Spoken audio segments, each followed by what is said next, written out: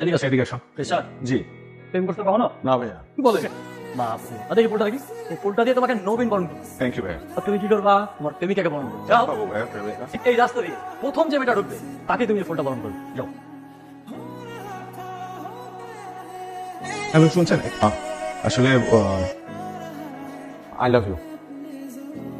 ছেলে কি করতেছো? কি? কোন ইয়ার? Third year. Final year? ভাই তোমার র্যাঙ্ক দিতেছে? জি ভাইয়া। গোলাপ ফুলটা তো সুন্দরই দিছে। তুমি র্যাঙ্ক দিচ্ছিলে কেন সেটা বলো। এভাবে তরুণদেরকে তোমরা যদি এভাবে র্যাক দাও ওরা কি শিখবে? আচ্ছা যাই হোক, সরি বলো। পরে বলবো আমি। আমি পরিবেশ নষ্ট করতেছো তুমি ক্যাম্পাসে। তুমি পরে বলবো না? আপনাদের ছোট ভাই হয়ে আমি সরি অ্যাকসেপ্ট করতে পারবো না ভাইয়া। আমাকে একটা মেয়ের সামনে র্যাক দেওয়া হয়েছে, আমার পা ধরে মাপ চাইতে হবে। কি বল? আমি পা ধরবো? পা ধরবা? ধরো। ধরো। কি বলে আবার? কি হইছে এখানে? কি ভাই? কোন ইয়ার? আমি কোন ইয়ার মানে? কোন না ফার্স্ট ইয়ার করিস? বিয়াদব করিস আমার সাথে? এই মামুর বেটা বাপ। ঘটনা যা ঘটার করছে ইচ্ছা করে এমন করছ না। আজকে ওকে সরি বলে দিবি। এই না হয় বললাম। চিন্তা করতে তো আমার লজ্জা লাগতেছে, নিজের উপর লজ্জা লাগে। কোনো মানিজ্যত নেই, কোনো প্রেস্টিজ। এই কি ব্যাপার? আপনার কি মেয়েদের রাস্তায় আটকানোর স্বভাব নাকি? এই মেয়ে, তোমার নাম কি? হোয়াট এভার, তোমার নাম যাই হোক, তুমিও ফ্রেশার, আমরাও ফ্রেশার। ঘটনা হচ্ছে কালকে যা ঘটছে আমার বন্ধু এটা ইচ্ছা করে করেনি, এটার জন্য আমরা দুঃখিত। সরি। আপনি কেন আসছেন? আপনার বন্ধু হয়েছে সরি বলতে পারে না? আচ্ছা আচ্ছা, থাক থাক, কারো সরি বলা লাগবে না, চল। সরি, প্লে তো গেল। তোর জন্য আমারই জুতা পাম্পটা হইল। তো সুন্দর করে সরি বললাম, পাত্তাই দিল না। তো সরি তো মনে হয় বানান ভুল ছিল।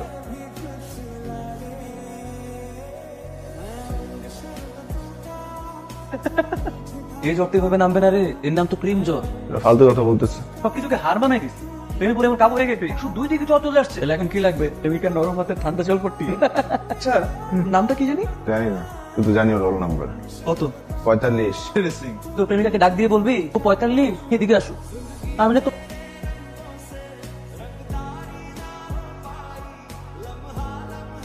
কি রে 45? কিসের 45? জানি জানি 45। কি রে 45? দোস্ত, ছেলেটা কিন্তু সুন্দর আছে, দেখার মধ্যে কি আছে? ছেলেটা তোকে পছন্দ করে। দোষ পছন্দ করে তো কি হয়েছে? আমি এসব ঝামেলার মধ্যে যেতে পারবো না। আশ্চর্য, ছেলে নাই জানা নাই, তুমি আর শুদ্ধ খবর ছড়াই দিচ্ছে। যে আমাকে দেখি সে আরফ আরফ করে চিৎকার করে। এমনিতে কোনো কথা হয় নাই, তার মধ্যে অবস্থা। আচ্ছা শোন, আমরা তো ক্লাসমেট, আমরা তো কথা বলতে পারি, ফ্রেন্ডশিপ তো করাই যায়। দাঁড়াবে, এখন ব্যবস্থা করছি। এত অবাক হওয়ার কি আছে? আমরা কথা বলতে পারি না। শোন, না না, বলো। তুমি তো আফরিনকে পছন্দ করো। আমি না মানে না মানে মানে কি? পুরো ভার্সিটি শুদ্ধ জানে তুমি আফরিনকে পছন্দ করো। করে আমি সাক্ষী। আমি তাই ভাবলাম যে সেটা করাই দিই। শুধু ফ্রেন্ডশিপ? হ্যাঁ, শুধুই ফ্রেন্ডশিপ। যে ফ্রেন্ডশিপটা হোক, তারপর এরপর ফ্রেন্ডশিপ থেকে পজিটিভ হতে পারে, নেগেটিভ হতে পারে। পজিটিভ নেগেটিভ সব তো ঋণাত্মক, কিছু তো একটা হবে। হ্যাঁ সেটাই তো। তাহলে কি আমি বলে দিব আফরিনকে যে তুমি ফ্রেন্ডশিপ অ্যাকসেপ্ট করেছো? বলে দাও, মারাত্মক মারাত্মক। এভাবে না, কালকে বিকাল ঠিক 5টি বাজে চলে আসবা, মনে থাকবে? ঠিক আছে। এই যে আরো, আপনি কি বোবা? তো কথা বলছেন না যে? আমাকে কিউর সুইট যাই বলুন না কেন, আমার সাথে কিন্তু প্রেম সম্ভব না। আপনাকে দেখতে ভদ্র ছেলে মনে হয়, এই জন্য আমি এসেছি।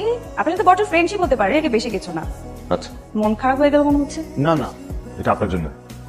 বাহ, আমি তো ভেবেছিলাম আপনি ফুল টুল কিছু নিয়ে আসবেন। যদিও আমার বই অনেক পছন্দ, বইয়ের মধ্যে আবার কিছু লিখে টেকে জানি তো। না না, আপনার ফোন নাম্বারটা দেওয়া যাবে? আমি ফোন না তুলে বারবার ফোন করবেন না।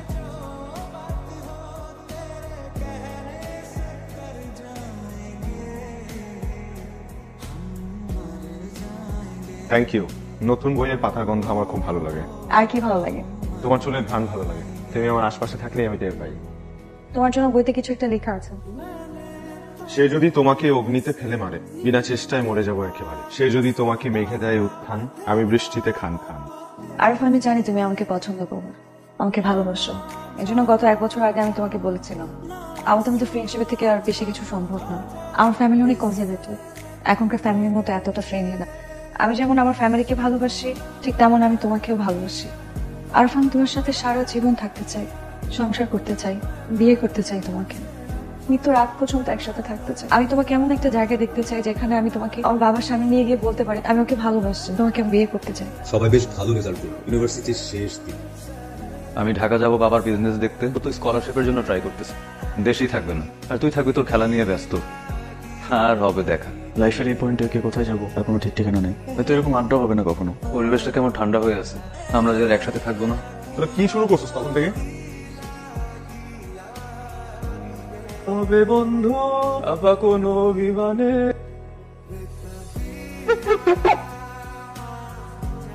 কে? তুই ফোন ধরস না কেন? সকাল থেকে তোর কয়টা ফোন দিছিস, তুই ফোন ধরস না কেন? আচ্ছা সরি, আমি খেয়াল করি নাই। আমি কি এই মুহূর্তে আমার চেয়ে হ্যাপি আর কেউ নাই। তুই যেভাবে তোর ড্রিম দেখছিলি ঠিক সেভাবেই হবে। পরের ড্রিমস তোকে যে স্কলারশিপের জন্য জোর করে অ্যাপ্লাই করাইছিলাম সেটা হয়ে গেছে। You got your dreams man, you got your dream. Yes. Hello Afrin, Afrin, একটা গুড নিউজ আছে। কি ব্যাপার, তুমি কাঁদতেছো? আরাফ আমার বিয়ে ঠিক করছে। কি?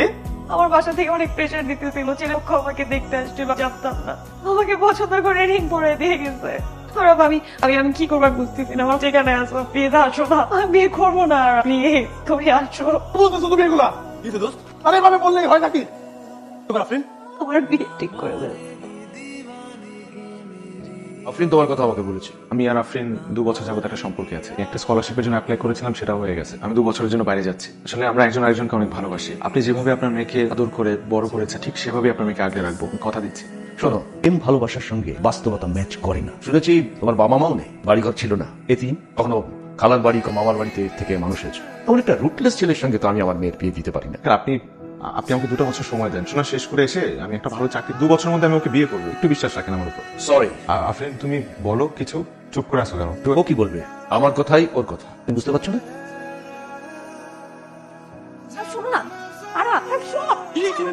কথাই যখন বলতে হবে তাহলে এতক্ষণ ভিতরে চুপ করেছিল কেন? তারপরে তোমার বাবাকে বললা না কেন যে তুমি আমাকে ভালোবাসো? আরাফ আমার বলার সাহস হয় নাই। সাহস হয় নাই তোমার? তোমার বাবা আমাকে কন্টিনিউয়াসলি অপমান করছে, একটা আমার মুখ ফুটে কিছু বললা না কেন? আমি এতিম দেখে কি আমি রাস্তার ছেলে? আমার কোনো ঠিকানা নাই, কিন্তু আমি সেলফ ইন্ডিপেন্ডেন্ট একটা ছেলে। পড়াশোনা শেষ করছি, টিউশনি করে নিজেটা চালাইছি, কারোর উপর ডিপেন্ডেন্ট হই নাই। এত কিছু করার পর যে মানুষটা আমাকে ভালোবাসে, এই মানুষটা আমাকে নিয়ে প্রাউড ফিল করবে, তা না আমাকে বিট্রে করলো। আরাফ আমি তোমার সাথে বিট্রে করি নাই। অবশ্যই করছো তুমি। আর তোমার বাবা যে ধরনের আচরণটা করছে আমার সাথে, এখানে তো তোমার বাবার ফ্যামিলি ব্যাকগ্রাউন্ড নিয়ে প্রশ্ন করা উচিত। আমার বাবাকে না একটা কথা বলবা না। তুমি ভুলে যাও না, এটা আমার বাবা। আমি আমার বাবাকে অনেক ভালোবাসি। আর আমি বলছি আমার বড় বোনের একটা ইস্যুর কারণে। That's none of my headache. ঠিক আছে, চলো সবকিছু বাদ, আজকেই আমরা বিয়ে করবো, চলো। কি পাগল হয়ে গেছো? মানে কি, তুমি আমাকে বিয়ে করবা না? না তুমি বিয়ে করবা না আমাকে? এইভাবে কেন? একটু সময় নিচ্ছি, just দেখে আমাকে বোঝার সময় দাও। 2 দিন পর তোমার বিয়ে হয়ে যাবে, কি বিয়ের কার্ড পাঠাবো আমার কাছে? তুমি কিছু বলতেই পারো না তোমার বাবার সামনে। আমার আসলে না বোঝা হয়ে গেছে, বুঝছো? তুমি একটা বেঈমান, তুমি কখনো আমাকে ভালোই বাসো নাই। তোমার বাপ একটা বেঈমান, তুমিও একটা বেঈমান। আমি চলে গেছি, কিন্তু যাওয়ার আগে আমি বিকাল 5টা পর্যন্ত বাস স্ট্যান্ডে ওয়েট করবো। তুমি যদি না আসো তাহলে তার কিছুই বলার নাই। তোর জন্য স্কলারশিপটা খুব ইম্পর্টেন্ট। যেহেতু তুই স্কলারশিপটা পাইছিস, লাইফে এমন অনেক কিছুই ঘটে, যেটা পরে ভেবে খুব ফানি লাগে। হ্যালো আরাফ, তুমি চুপ থাকলেও আমি তোমার নিঃশ্বাসের শব্দ বুঝি। তোমার ফ্লাইট কয়টায়? দুপুর 3টায়। আজকে আমি তোমার দেওয়া হলুদ শাড়িটা পরেছি। এই হলুদ শাড়িটা আমাদের গায়ে হলুদে পরার পড়েছে। শাড়িটা পরেছি ঠিকই, তো বিয়েটা হচ্ছে অন্য কারোর সাথে। এখন আমার খুব দেখতে ইচ্ছা করছে। বিয়ে কাল না পরশু? পরশুদিন সকালবেলা। অবশ্য তুমি একদিক দিয়ে বেঁচে গেছো, আমার বিয়ে হয়ে যাবে সেটা তোমার সামনে থেকে দেখতে হবে না। যাই হোক, ভালো থেকো। তোর কি বেশি খারাপ লাগতেছে? তোর কি ইচ্ছা করতেছে বল। আমার ইচ্ছা অনিচ্ছায় কি আসে যায়? অবশ্যই যায় আসে। এখন দেখ, তোর কাছে 2টা অপশন আছে। হয়তো তুই এখন এয়ারপোর্টে যাবি, পরে যে প্লেনে উঠে তোর ড্রিম চেস করবি, আর না হলে অপশন নাম্বার 2, মন যা চাচ্ছে তুই তাই করবি। তোর মন কি চাচ্ছে আমাকে সেটা বল। আমার মন যাচ্ছে আমি আফরিনকে শেষ একটা বার জড়িয়ে ধরে ওকে বলি কত ভালোবাসি। কি অবস্থা? আরাফ এয়ারপোর্টে পৌঁছে দিছস? না, মানে গাড়ি ঘুরে ফেলছে। কেন? আজকে আফরিনের গায়ে হলো। জানি তো আপনাদের গায়ে হলুদ দাওয়াত দিছে। আমাদেরকেও দেয় নাই, কিন্তু আমরা যাচ্ছি। তুই থাক, তোকে দিতে আসতেছি। তোমরা তুমি আমার শিষ্য কেন? আমার কোনো পরিবার নেই, বাবা মা নেই, কিন্তু আমার বাবা মা মারা যাওয়ার আগে আমাকে খুব ভালোভাবে শিখিয়ে গেছে মুরব্বীদের দোয়া ছাড়া শুভ কাজ সম্ভব না। আপনি আপনার মেয়ের জন্য সবচাইতে ভালোটা চিন্তা করবেন, এটাই স্বাভাবিক। আপনার মেয়েও আপনাকে যথেষ্ট শ্রদ্ধা করে, সম্মান করে। এই কারণে সুযোগ থাকা সত্ত্বেও সে কোনো ভুল সিদ্ধান্ত নেয়নি। আমার কাছে আমার স্কলারশিপটা স্বপ্নের মতো, সেটা আমি পেয়েছি। কিন্তু আজকে ট্রেনে ওঠার আগ মুহূর্তে আমার মনে হয়েছে আমি আমার এই স্বপ্নটাকেও স্যাক্রিফাইস করতে পারবো। আফরিন আমার জীবনে থাকে, আমি ওকে আমার সর্বস্বটা দিয়ে ভালোবাসি। আরাফ একটা মিথ্যা কথা বলেছে যে আমার কোনো পরিবার নাই। আরাফ আমার ভাই, আমার বাবা ওরও বাবা। আর আরাফ যখন কারোর সাথে মেশে সবাইকে আপন করে নেয়। আরাফের মতো সম্পর্কের মূল্য আর কেউ বুঝে না। সে তার কাছের মানুষগুলোকে সবসময় শক্ত করে ধরে রাখে, কখনো ছেড়ে যায় না।